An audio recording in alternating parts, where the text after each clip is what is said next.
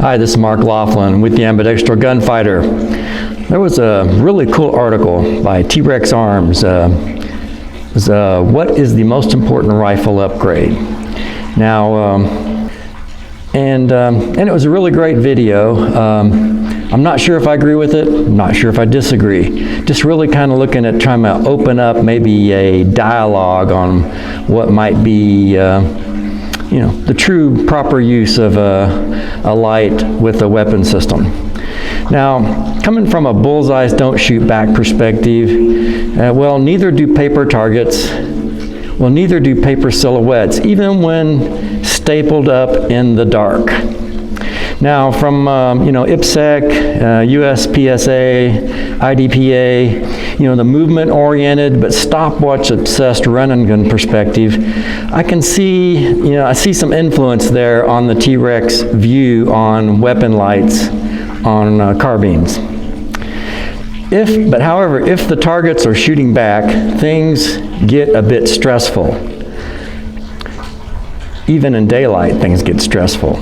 Now in darkness, things get very high amounts of stress, at least for most people, unless I had a lot of experience working in darkness. Now, let's look at a couple of things I'm concerned about as far as weapon lights. Turning on a weapon light destroys your night vision. Of course, on the positive side, a 1,000 lumen light, if it hits your opponent's eyes, will wreck his too. So turning on a weapon light, even in burst, is also like a tracer. It goes both ways. It identifies the source and the target of a light. Now for personal home defense, I prefer a handgun with a handheld light.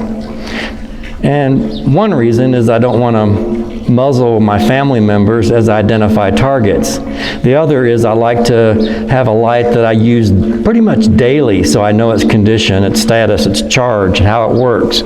I'm used to operating it a lot.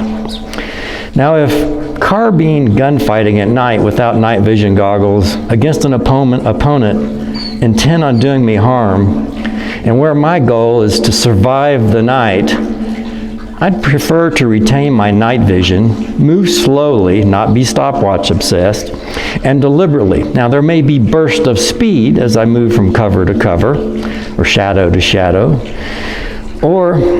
and then maybe lure the perps, the aggressor, into a naturally lit area.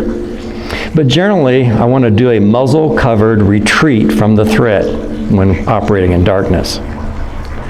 Now I'd like to see the competing nighttime hypothesis tested on airsoft and paintball fields. Airsoft detects actual weapons lights that we use on our firearms and also that mirror modern weapons. And then paintball also to test with more ballistically and audibly unnerving projectiles. Best upgrade to your rifle? For the most part, forget gear.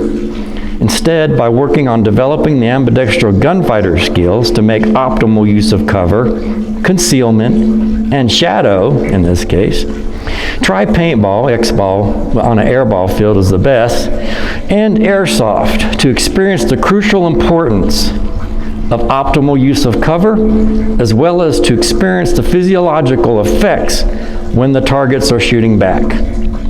I'll include a link to the video by T.Rex Arms down in the description below.